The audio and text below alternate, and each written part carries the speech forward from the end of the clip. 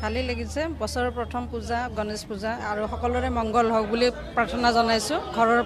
ঘৰৰো মংগল হওক ৰাইজৰ মংগল হওক এইটোৱে গণপতিৰ ওচৰত প্ৰাৰ্থনা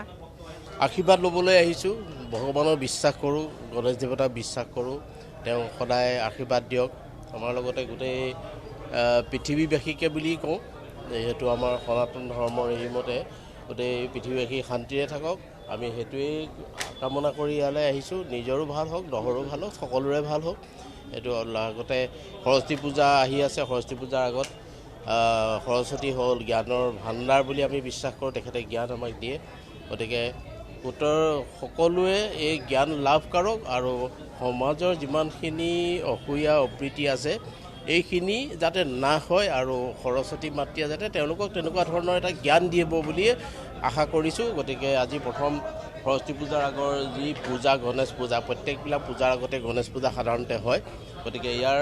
যি পূজা আৰম্ভ আজি হ'ব কাইলৈ সৰস্বতী পূজা হ'ব গতিকে সেইমতে যাতে ভগৱানে আমাক আশীৰ্বাদ কৰে